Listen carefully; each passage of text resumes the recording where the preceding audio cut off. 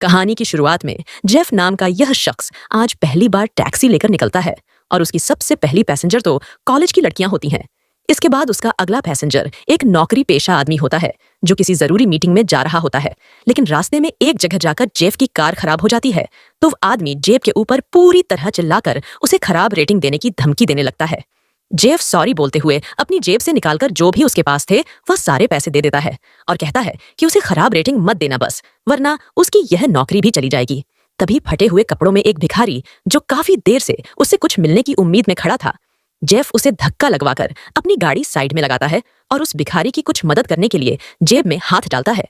लेकिन अब उसकी जेब में कोई पैसा नहीं बचा था, जिससे वह भिखारी उदास होकर फिर से एक तरफ खड़ा हो जाता है। इसके बाद जेफ अपनी गर्लफ्रेंड समंता को जाकर यह कहानी सुनाता है, जिसके साथ वह एक किराए के अपार्टमेंट में रहता था।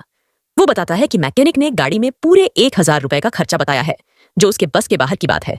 इसलिए लगता है कि उसे भी अब सड़कों पर उन भिखारियों के साथ ही रहना पड़ेगा।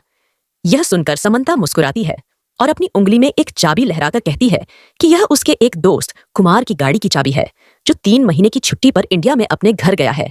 यह कहकर कि 3 महीने तक वह जैसे चाहे इस गाड़ी को अपने काम में ले सकती है। यह बात सुनकर जेफ को बड़ी राहत मिलती है और अगले दिन वह कुमार की गाड़ी लेकर काम पर निकल जाता है, जो बहुत अच्छी कंडीशन में होती है। आज जब वो एक लेडी पैसेंजर को कहीं छोड़ने जा रहा होता है तो रास्ते में उस भिखारी को देखकर कार रोक लेता है और उसे 100 रुपए देकर कल की मदद के लिए एक बार फिर से उसका शुक्रिया करता है। इसके बाद अपनी डेस्टिनेशन पर पहुंचकर जब वह लेडी कार से उतरकर जाने लगती है तो जेफ को पैसेंजर सीट पर हो हसौला के 2 नोट पड़े हुए दिखते हैं।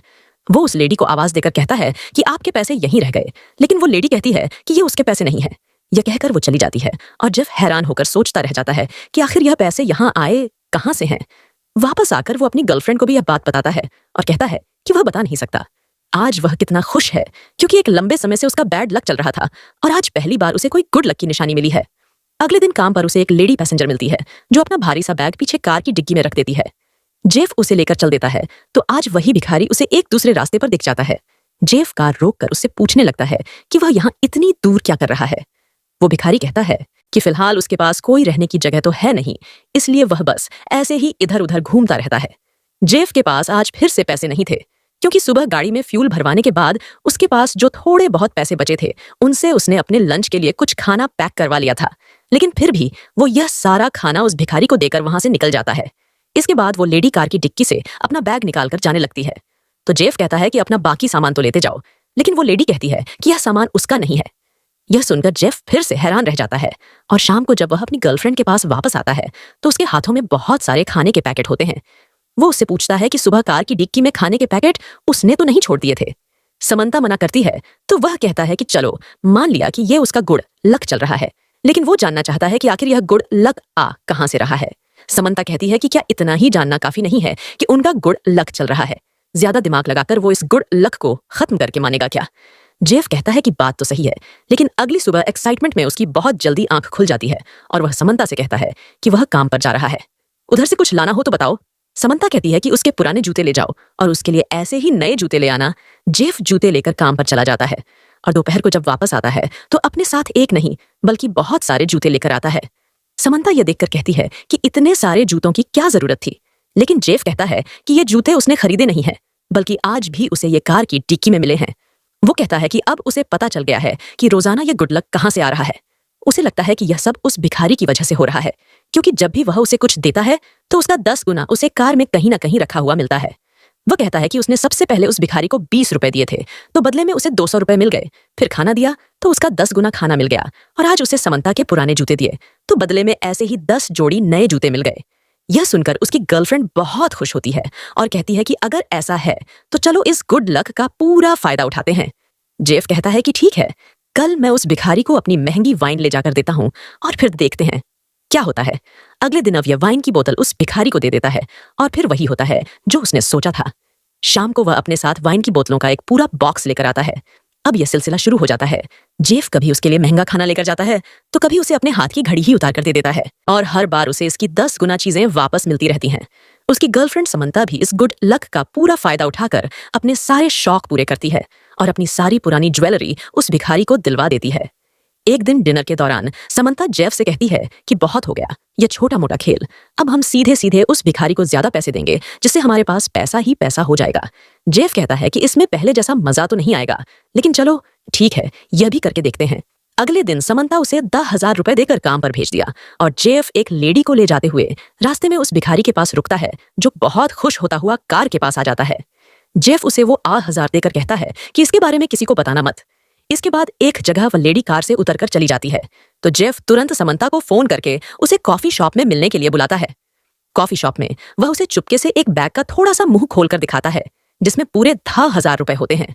पैसे देखकर समंता की खुशी का कोई ठिकाना नहीं रहता और वह तुरंत जेफ को लेकर फिर से उस भिखारी के ठिकाने पर पहुंच जाती है, क्योंकि अब वो उस भिखारी को यह सारे के सारे पैसे देकर इनके 10 गुना यानी पूरे 10 लाख कमाने का कल तक का इंतजार नहीं कर पा रही थी। लेकिन अब वह भिखारी उन्हें यहाँ नहीं मिलता, बल्कि उसकी जगह एक दूसरा बूढ़ा भिखारी मिलता है, जो उनसे अपनी कुछ मदद करने के लिए कहता है। लेकिन वह कहते हैं कि हम तो यहाँ किसी दूसरे भिखारी के लिए आए थे।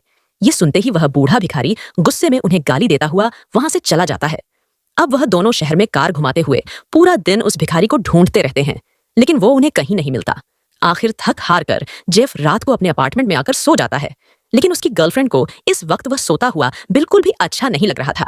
इसीलिए वह उसके कान के पास जूसर मशीन चलाकर उसे नींद से जगा देती है और चिल्लाते हुए कहती है कि आखिर वह इतना बेवकूफ कैसे हो सकता है कि उसने अपने गुड लक का नाम तक नहीं पूछा और ना ही यह कि वह कहाँ रहता है।